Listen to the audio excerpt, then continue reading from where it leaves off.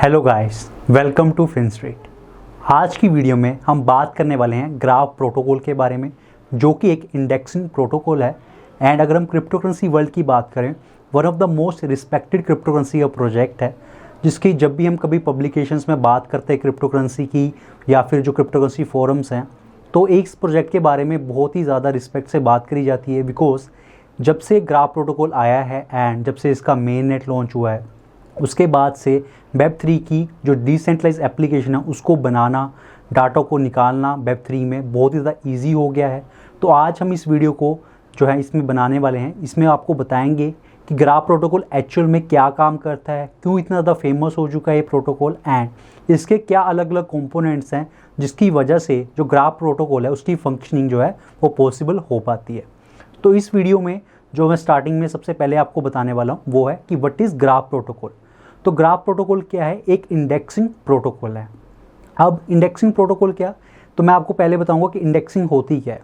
जैसे मान लीजिए आप गूगल के ऊपर जाते हैं, वहाँ पे आप लिखते हैं कि इंडिया में जो सबसे ज़्यादा, किसके पास सबसे ज़्यादा जो है अमीर व्यक्ति कौन है, राइट। तो वहाँ पे अगर आंसर अगर आपको पता है वो है मुकेश अंबानी, राइट। लेकिन यहाँ पे अगर हम इंटरनेट की बात करें, वहाँ पे हज़ारों करोड़ों जो हैं अलग अलग वेब पेजेस अवेलेबल हैं जिसमें डिफरेंट इन्फॉर्मेशन अवेलेबल है। तो ये कौन इंश्योर करता है कि जब आप ऐसी कोई क्वेश्चन पूछे तो आपको वही रेलेवेंट रिजल्ट मिले? क्यों ना आपको ऐसा कोई रिजल्ट मिल जाए कि इंडिया में सबसे ज़्यादा गरीब कौन है, राइट। बिकॉज इस चीज़ को जो मेक श्योर करता है वो है गूगल, जो कि इसको इंडेक्स करता है। तो गूगल के खुद के एल्गोरिदम्स हैं, उनके खुद की पीछे कोडिंग करी गई है, जिसकी वजह से मेक श्योर किया जाता है कि जब भी कोई आप क्वेश्चन पूछें या कोई डाटा आपको चाहिए तो आपको रेलेवेंट डाटा मिले। वो पॉसिबल बनाता है इंडेक्सिंग। और सिंपल तरीके से अगर आपको जानना है तो आप किसी शहर की फ़ोन डायरेक्टरी में अगर आप मान लीजिए आपको एस नाम का कोई जो पर्सन है उसको ढूंढना है, तो आप उसको कैसे ढूंढेंगे? बिकॉज वहाँ तो हज़ारों करोड़ों, एक शहर में कितने, अगर दिल्ली की बात करें 1 करोड़ से भी ज़्यादा जो है वहाँ पे लोग हैं, उनको कैसे आप नंबर निकालेंगे? तो वहाँ पे क्या होता है, इंडेक्स बनाया होता है स्टार्टिंग में कि ए नाम के बंदे इस पेज से इस पेज तक हैं, एस के यहाँ से स्टार्ट होते हैं। तो आप वही पेज निकालेंगे, वहीं पर आप जो है वहाँ से आराम से आप नंबर निकाल सकते हैं। तो ये पॉसिबल क्यों हो पाता है? बिकॉज इंडेक्सिंग करी गई है। सेम जो है फिनोमेना यूज़ किया जा सकता है वेब3 में। जब ये प्रोटोकॉल नहीं था ग्राफ प्रोटोकॉल, तो जो वेब3 की एप्लीकेशन, डिसेंट्रलाइज एप्लीकेशन जो बनाते थे डेवलपर्स, उन्हें सबसे बड़ी प्रॉब्लम जो फेस करनी पड़ती है वो है डाटा, कि जो डाटा है वो किस तरीके से वहाँ पे निकाला जाए। जो इन्फॉर्मेशन प्रोवाइड कर रहे हैं, जो डाटा प्रोवाइड कर रहे हैं, जो सर्विसेज ऑलरेडी हैं, प्राइवेट कंपनीज़ है, क्या उन पर विश्वास किया जा सकता है? तो सबसे बड़ी प्रॉब्लम क्या होती थी, कभी उन्हें ट्रस्ट करना पड़ता था। लेकिन जब से ग्राफ प्रोटोकॉल आ गया तो एक डिसेंट्रलाइज मैनर में इंडेक्सिंग की जा सकती है जो भी वेब3 के ऊपर डाटा अवेलेबल है। तो अब आपको मैंने समझा दिया कि इंडेक्सिंग क्या होती है, कि कोई भी डाटा को अच्छे तरीके से अरेंज करना। तो वहाँ पे जब भी कोई क्वेरी करे, कोई भी कॉल या कोई डाटा मांगा जाए तो इमीडिएटली निकल जाए। जैसे मान लीजिए कोई स्कूल में टीचर्स एंड स्टूडेंट्स का डाटा डिफरेंट इंडेक्स करके रखा होता है, ताकि स्टूडेंट्स का डाटा निकालना है तो अलग से निकला है, टीचर्स का डाटा निकालना है तो अलग से निकाला जा सके। तो ये काम पॉसिबल किया है ग्राफ प्रोटोकॉल ने। तो जो काम अगर हम वेब2 की बात करें गूगल करता है, सेम काम वेब3 में ग्राफ प्रोटोकॉल करता है। तो इसमें क्या होता है, जो भी डाटा अवेलेबल होता है, क्योंकि डिसेंट्रलाइज मैनर में सारा काम किया जाता है, जो भी एप्लीकेशन है, चाहे यूनिस्वैप की बात करें, चाहे अगर हम कोई और भी एप्लीकेशन की बात करें, डिसेंट्रलैंड की बात करें, वहाँ पे क्या सारा कुछ एक डिसेंट्रलाइज जो है टेक्नोलॉजी के ऊपर काम कर रहा है, ब्लॉकचेन पे सारी ट्रांजैक्शन नोट करी जा रही हैं। उसी तरीके से ग्राफ प्रोटोकॉल उस डाटा को रिट्राइव करने के लिए एंड वहाँ पे कॉल करके आप डाटा को मंगवा सकते हैं, अच्छे तरीके से इंडेक्स करा गया। अब मान लीजिए कोई अगर हम मान लीजिए किसी को आर्टिकल लिखना है क्रिप्टो के ऊपर और उसे जानना है सबसे बड़ा डिसेंट्रलाइज्ड जो है एक्सचेंज कौन सा है, तो आपको पता ही है ये यूनिस्वैप है, राइट। लेकिन आप वहाँ पे क्वेरी कर सकते हैं, राइट। उनके खुद के इन्होंने प्रोडक्ट्स बना रखे जहाँ पे आप ऐसी क्वेरी डाल सकते हैं यूजिंग ग्राफ प्रोटोकॉल। एंड अगर हम बात करें डेवलपर्स के लिए, वो भी वहाँ पे उनका स्टूडियो एक ऐसा प्रोडक्ट बनाया हुआ है जहाँ पे जाके सब ग्राफ्स बनाए जा सकते हैं, जहाँ पे अच्छे तरीके से वो डाटा इंडेक्स कर सकते हैं। यानी कि फॉर एग्जांपल अगर हम यूनिस्वैप की बात करें जो कि ग्राफ प्रोटोकॉल को यूज़ करता है, वो वहाँ पे अपना एक सब ग्राफ बना सकते हैं जहाँ पे वो सारा डाटा प्रोवाइड कर सकते हैं कि कौन से ट्रेडिंग पेयर में सबसे ज़्यादा ट्रेडिंग हो रही है, कहाँ पे एलपीज को सबसे ज़्यादा इंटरेस्ट मिल रहा है। सेम गोज़ विद आवे, कि आवे भी इस तरीके से यूज़ किया जा सकता है कि हाँ ये एलपीएस ने सबसे ज़्यादा जो है अमाउंट स्टेक करा है या फिर इसे सबसे ज़्यादा इंटरेस्ट मिला है। ये सारी जो चीज़ें हैं आप इजीली समझ सकते हैं यूजिंग ग्राफ प्रोटोकॉल। अब हम बात करेंगे कि ग्राफ प्रोटोकॉल के कौन से अलग अलग कंपोनेंट्स हैं। सबसे बड़ा जो इसमें कंट्रीब्यूट करता है वो है सब ग्राफ डेवलपर, जो वेब3 के डेवलपर्स होते हैं, जैसे यूनिस्वैप को जिसने बनाया, राइट, अलग अलग डेवलपर्स टीम्स काम करती हैं, तो वो क्या कर सकती हैं, अपनी एप्लीकेशन को या फिर डाटा को, अगर आप मान लीजिए किसी प्रोजेक्ट के साथ एसोसिएटेड हैं या नहीं है, उसके अलावा भी आप डाटा को जो है सब ग्राफ के अंदर डाल के वहाँ पे बना सकते हैं, जिस सब ग्राफ को आगे जाके जो भी जिसको भी यूज़ करना, चाहे वो डेवलपर है, चाहे वो रिसर्चर है, चाहे कोई क्रिप्टो की जो पब्लिकेशन है उसको डाटा चाहिए, तो वो सब ग्राफ के ऊपर जो है कॉल करके या फिर क्वेरी डाल के जो डाटा है वहाँ से रिट्राइव किया जा सकता है एंड वो डाटा को यूज़ किया जा सकता है। तो सबसे बड़ा जो यहाँ पे जो सबसे इम्पोर्टेंट काम करने वाला वो है कि सब ग्राफ जो डेवलप करते हैं ग्राफ प्रोटोकॉल के अंदर, तो सब ग्राफ डेवलपर्स हो गए सबसे पहला कंपोनेंट। सेकंड कंपोनेंट आ जाता है इंडेक्सर्स। इंडेक्सर्स यानी कि जो भी यहाँ पे इंफॉर्मेशन अवेलेबल है वेब3 उसको इंडेक्स करना।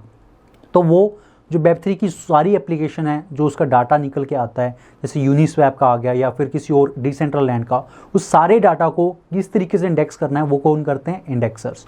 तो उसके लिए क्या करते हैं, वो नोड रन करते हैं ग्राफ प्रोटोकॉल के ऊपर, एंड वो एक नोड रन करने के लिए उनको कुछ जो GRT टोकन है, जो नेटिव टोकन है ग्राफ प्रोटोकॉल का, उसको स्टे करके वो नोड रन करते हैं एंड उसको इंडेक्स करते हैं एंड उनके बदले में उनको रिवॉर्ड किया जाता है।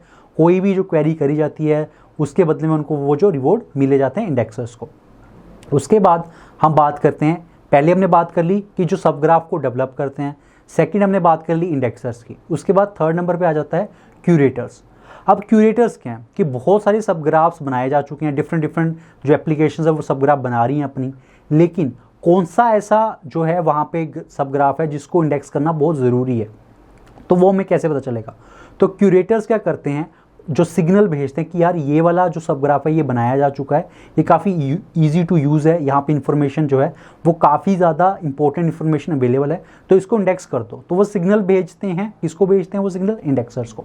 तो क्यूरेटर्स का क्या काम होता है, वो सब ग्राफ्स को एक्सप्लोर करते रहते हैं और जो सबसे बढ़िया, जिसपे सबसे ज़्यादा क्वेरी करी जा रही है उसको इंडेक्स करवाते हैं एंड उसके बदले में उनको भी रिवॉर्ड किया जाता है। जो भी फीस मिलनी होती है इंडेक्सर्स को, उसका कुछ परसेंटेज जो है वो क्यूरेटर्स को भी जाता है।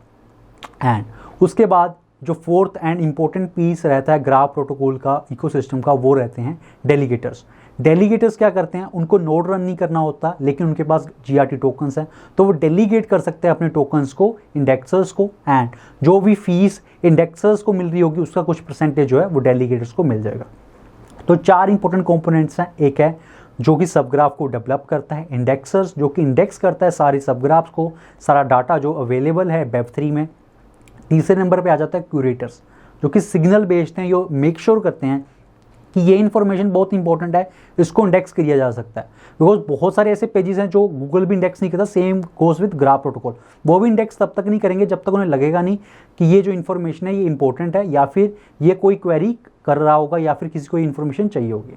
एंड चौथे पे आ जाता है डेलीगेटर्स, जो कि अपने जो उनके पास जो भी टोकन होते हैं उनको वो स्टेक कर देते हैं या फिर डेलीगेट कर देते हैं टू इंडेक्सर्स, वो यूज़ कर सकते हैं और नोड रन कर सकते हैं। बिकॉज हो सकता है आपके पास टोकन्स हो लेकिन आप जो नोड है उसको रन करने में कंफर्टेबल ना हो।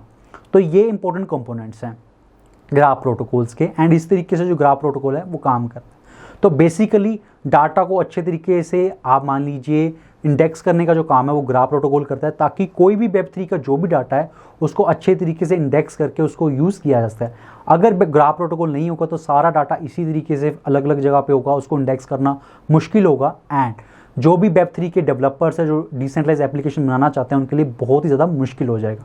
अब फॉर एग्जांपल अगर हम बात करें, अगर आपको बैटिंग के ऊपर बनाना है या फिर प्रेडिक्शन मार्केट बनानी है क्रिप्टो की, तो आपको डाटा चाहिए होगा कि क्या करंट प्राइसेस है, राइट, पुराने प्राइसेस क्या आ रहे हैं, 1 घंटे पहले के प्राइसेस क्या हैं, तो आपको कहाँ से मिल सकते हैं, ग्राफ प्रोटोकॉल से। तो आप वहाँ पे कॉल कर सकते हैं, उसको इंटीग्रेट कर सकते हैं। तो बहुत ही ज़रूरी हो जाता है बिकॉज एक डिसेंट्रलाइज मैनर में जो है डाटा को इंडेक्स किया जा रहा है, इसकी वजह से लोग इसको ट्रस्ट कर सकते हैं। एंड यूनिस्वैप जैसे बड़े बड़े जो प्रोजेक्ट्स हैं ऑलरेडी ग्राफ प्रोटोकॉल को जो इंटीग्रेट कर चुके हैं, और भी बड़े बड़े प्रोजेक्ट्स है डिसेंट्रल एंड बहुत ही ज़्यादा रिस्पेक्टेबल। मैं आपको बता रहा हूँ कि जितनी भी हम फोरम्स में बात करते हैं या फिर क्रिप्टो करेंसी कम्युनिटीज़ में भी बात करते हैं, ये एक ऐसा प्रोटोकॉल है जो कि बहुत ही ज़्यादा मतलब रिस्पेक्ट से एंड इतना ज़्यादा बढ़िया काम करे, जिसकी वजह से जो डेवलपमेंट की ग्रोथ लेवल था वो बहुत ही ज़्यादा फास्ट हो गया क्रिप्टो करेंसी कम्युनिटी में। तो गाइस आज की वीडियो में आपने समझा कि जो ग्राफ प्रोटोकॉल है वो किस तरीके से काम करता है एंड इसके अलग अलग कंपोनेंट्स किस तरीके से हैं। तो अगर आप भी पार्टिसिपेट करना चाहते हैं कि आप भी ग्राफ कम्युनिटी में आएँ, वो किस तरीके से आप कंट्रीब्यूट कर सकते हैं, आप क्यूरेटर बन सकते हैं, आप सब ग्राफ बना सकते हैं, या फिर आप डेलीगेटर बन सकते हैं। तो ये सारी चीज़ों को अच्छे से डिटेल्ड में समझने के लिए इनकी वेबसाइट पे सारी इन्फॉर्मेशन दी गई है। तो आपको डिस्क्रिप्शन बॉक्स में हम लिंक छोड़ रहे हैं जहाँ पे आप पढ़ सकते हैं कि इस तरीके से आप जो हैं इसमें आगे जाके कंट्रीब्यूट कर सकते हैं, बिकॉज बहुत ही बढ़िया जो है आपको मॉनेटरी इंसेंटिव्स भी मिलेंगे, ताकि और एट द सेम टाइम आप जो हैं क्रिप्टो वर्ल्ड में बहुत ही अच्छा कंट्रीब्यूशन कर रहे होंगे, बिकॉज आप डाटा को इंडेक्स कर रहे हैं, जिसकी वजह से जो क्रिप्टो करेंसी वर्ल्ड की जो डेवलपमेंट की जो रेट है वो बहुत ज़्यादा फास्ट हो जाएगा। तो आप इसमें ज़रूर कंट्रीब्यूट कीजिए, आप इसके बारे में पढ़िए। एंड आने वाली वीडियोस में मैं आपको बताऊंगा कि किस तरीके से आप सब ग्राफ क्रिएट कर सकते हैं, वहाँ पे किस तरीके से API कॉल्स करवाई जा सकती हैं, एंड डाटा को किस तरीके से ग्राफ प्रोटोकॉल इंडेक्स करता है। तो स्क्रीन रिकॉर्डिंग करके हम अच्छे तरीके से आपको नेक्स्ट वीडियो में बताएंगे। एंड आई होप आपको ये वीडियो अच्छी लगी है। तो आपके ग्राफ प्रोटोकॉल को लेकर अगर कोई और भी डाउट्स हैं तो आप हमें कमेंट सेक्शन में ज़रूर बताइए। हम एक जो एजुकेशन सीरीज़ बना रहे हैं ग्राफ प्रोटोकॉल को लेकर, उसके बीच में एक और वीडियोज़ हम डालेंगे। एंड फिनस्ट्रीट के यूट्यूब चैनल को सब्सक्राइब करना मत भूलिए, ताकि ग्राफ प्रोटोकॉल के लेकर और भी जो वीडियोस आने वाली हैं अगले टाइम पीरियड में आप उसे मिस ना करें। Thank you guys.